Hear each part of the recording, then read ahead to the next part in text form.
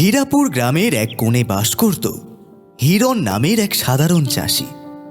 সংসারে ছিল তার জীবন সঙ্গিনী রমা আর সোনার টুকরো কন্যা, মাত্র 10 বছরের তুলি।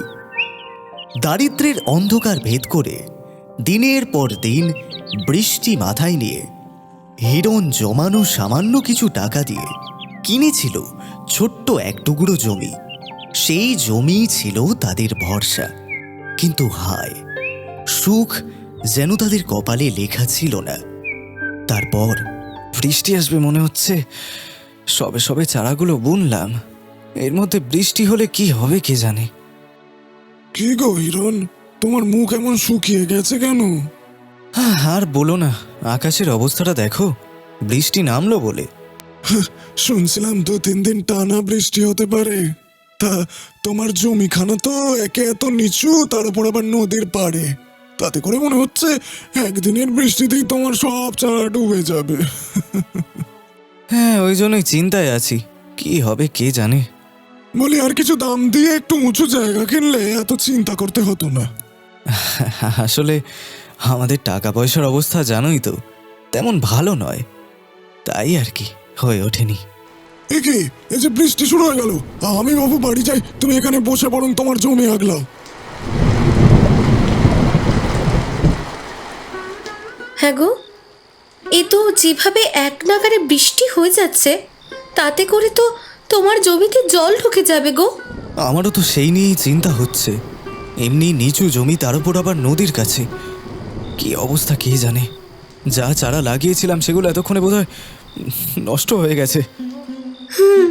তাহলে তো আমাদের অনেকটাই ক্ষতি হয়ে গেল গো। কি যে হবে কে জানে। হ্যাঁ, এরপর ধার করেই বীজ কিনতে হবে।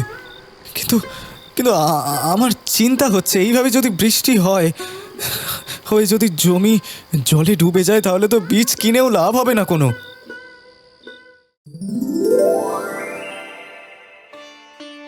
হ্যাঁ গো, এই বৃষ্টি যে থামার নামই নিচ্ছে না। এই বৃষ্টিতে তুমি আবার কোথায় বেড়াচ্ছ? কিছু করার নেই, ক্ষেতের কি অবস্থা হলো সেটা না দেখা অবধি আমি শান্তি পাচ্ছি না। এখন দিনের আলোয় খুব একটা সমস্যা হবে না, তুমি তুমি চিন্তা করো না, আমি তাড়াতাড়ি ফিরে আসবো। সাবধানে যেও, সারা রাস্তা কাদায় ভর্তি। ইস, সব চারাগুলো একেবারে শেষ হয়ে গেল, কি যে হবে কে জানে। তাও যদি আজকের মধ্যে বৃষ্টিটা ধরে, তাহলে তাহলে অন্তত ধার করে হলেও কিছু ফসল বুনতে পারবো। হে ভগবান। ওমা, এ কি, তোমার জমি তো পুরো একেবারে জলে ডুবে একাকার হয়ে গেছে গো। এই জল বের করতে করতে তো মনে হচ্ছে বছর কাবার হয়ে যাবে। হ্যাঁ, সেটা নিয়েই যে চিন্তায় পড়ে গেছি। কিন্তু তুমি এখানে কি করছো? আমার জায়গায় যদিও দাঁড়ায়নি জানি, তবুও জমিগুলোর অবস্থা দেখে এলাম। আমার তো আর তোমার মতো একটা জমি না, তাই সব জমির ফসলগুলোর অবস্থা ঠিকঠাক আছে কিনা দেখতে এলাম। ও আচ্ছা আচ্ছা, দেখো দেখো, আমি বাড়ির দিকে যাই। জমির যা হাল হয়েছে, তাতে তাতে এখন আমার কিছুই করার নেই। বেশ হয়েছে, ওর সব চারা নষ্ট হয়ে গেছে, ভালো হয়েছে। এরপর আমার কাছে টাকা চাইতে আসবে, আর আমি তার সুযোগ নিয়ে এই জায়গাটা হাত করব।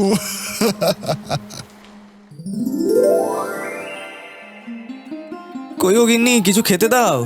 টানা 5 দিন পর আজকে আকাশটা ধরেছে, মনে হয় না আর বৃষ্টি হবে। দেখি জমিতে কতটা জল জমলো, জলগুলো বের করারও তো ব্যবস্থা করতে হবে, তাই না?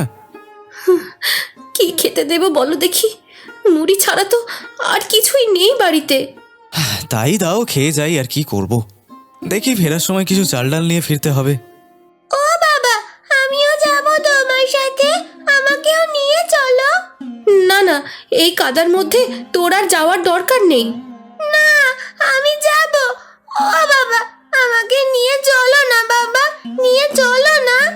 আচ্ছা ঠিক আছে ঠিক আছে, চল মা, চটি পরে নে।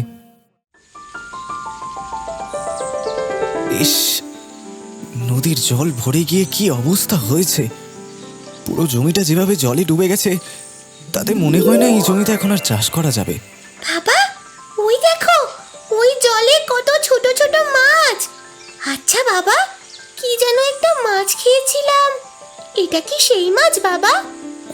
না না, ওটা খাওয়ার মাছ না, ওই মাছ খেতে নেই, ওটা নোংরা জলের মাছ, বৃষ্টিতে ভেসে ভেসে এখানে চলে এসেছে। ও, তাহলে এখন আমরা কি করব? এখন এখানে আর কিছুই করার নেই, তাই বাজারে যাব আপাতত।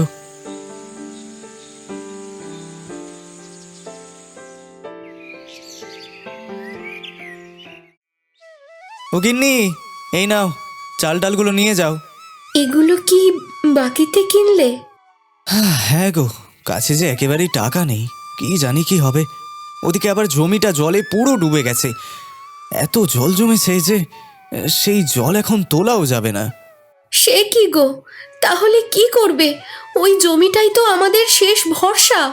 দেখি জল কিছুটা নামুক, তারপর না হয় বাকি জল তোলার ব্যবস্থা করব। তুমি যাও, বরং হাত মুখ ধুয়ে নাও, আমি এই চালে ডালে একটু খিচুড়ি বসিয়ে দিই।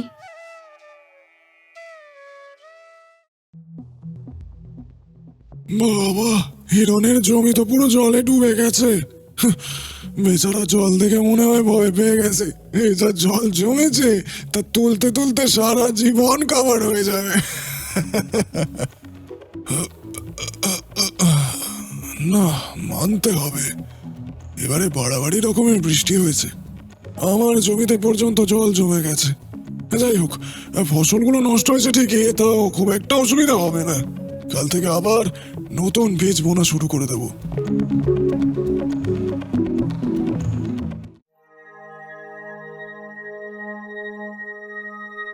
না, জল অনেকটাই নেমে গেছে, কালকে বাকি জল তুলে নেব।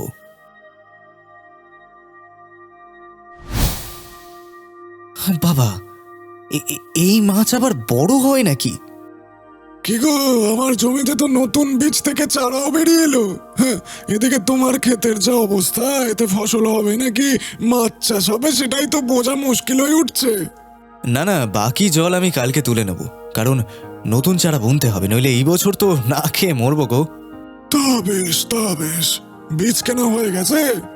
না, কালকে বিকেলে কিনবো, কিন্তু কিন্তু তার জন্য তোমাকে যে আমায় কিছু টাকা ধার দিতে হবে। আরে দেবো তো, নিশ্চয়ই দেবো। হ্যাঁ, এটাই তো চাইছিলাম। সেদিন বিকেল থেকে আবারও হঠাৎ বৃষ্টি শুরু হলো। ইস, ভাবলাম কাল জমির বাকি জলটা তুলবো, কিন্তু এদিকে আবার তার মধ্যে বৃষ্টি শুরু হয়ে গেল। তাও তো ভালো, এখন শুরু হয়েছে। বীজ বোনার পর আবার এমন বৃষ্টি হলে কি হতো ভাবতে পারছো? এই যা বৃষ্টি পড়ছে। ইস, ওদিকে মতিদার জমিতে সবে নতুন নতুন চারা হয়েছিল, সব মনে হয় নষ্ট হয়ে গেছে এই বৃষ্টিতে। কি আর করা যাবে বলো, বাদ দাও ওসব, আর খেতে এসো। কি গো, তোমার জমির কি খবর? আমাকে দেখে অমন করে ব্যঙ্গ করিস না, বুঝলি? আগে নিজেকে দেখ, তারপর আমায় ব্যঙ্গ করার কথা ভাবিস। না না, আমি তো এমনি জিজ্ঞাসা করলাম জমির কি অবস্থা জানার জন্য, তোমাকে ব্যঙ্গ করিনি, তুমি ভুল বুঝছো আমাকে। থাক থাক, বুঝেছি। আমার সব চারা একেবারে নষ্ট হয়ে গেছে, খুব চিন্তায় আছি, কি হবে কে জানে। হ্যাঁ, আর এদিকে আমার ক্ষেতেও মনে হয় আবার আগের মতো জল উঠে গেছে, যাই দেখি।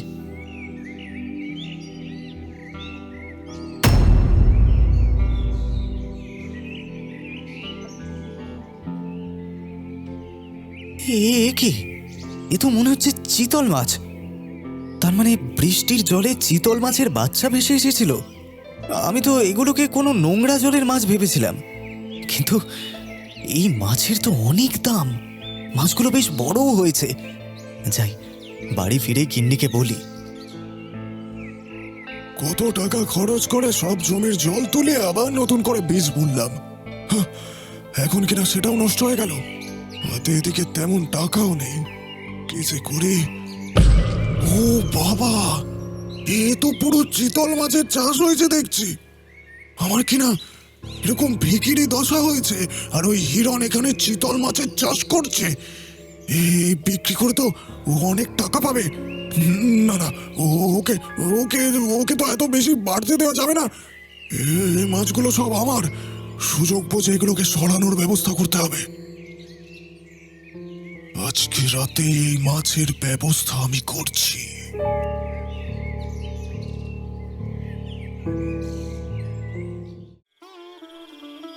ও গিন্নি, তাড়াতাড়ি এদিকে শোনো কি হয়েছে। কি ব্যাপার? কি হয়েছে? তোমাকে এত খুশি দেখাচ্ছে কেন?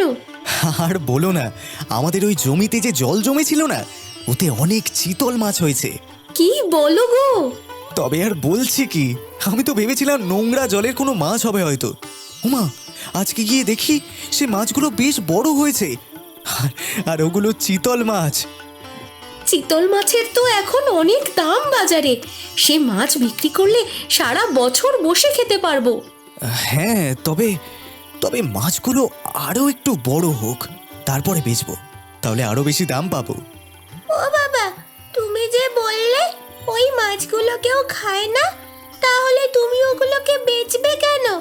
ওদের বাজারে নিয়ে গিয়ে বিক্রি করলে সবাই যে কেটে খেয়ে নেবে। আচ্ছা আচ্ছা, ঠিক আছে, আমি ওদের বিক্রি করব না।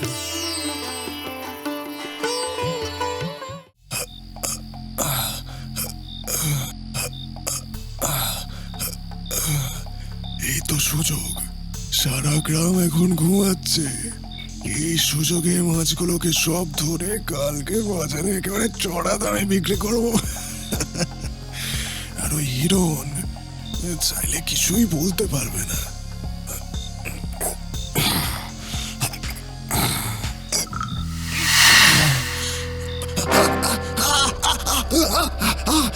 কি যেন কামড়ানো মনে হলো। ধর, অন্ধকার তো কিছুই দেখতে পাচ্ছি না। জল থেকে উঠেই বরং দেখি কি কামড়ালো। চলে যাচ্ছে একেবারে।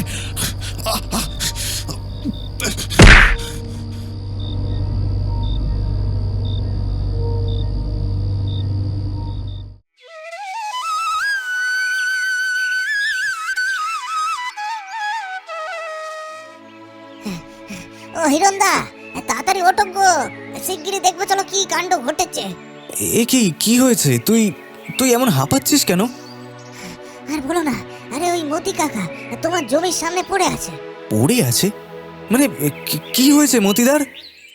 গ্রামের সবাই বলা বলি করছে যে অচেতন হয়ে গেছে। তোমার ওই জমি থেকে বোধহয় মাছ চুরি করতে নেমেছিল, পায়ের কাছে দেখলাম সাপের কামড়ের দাগ।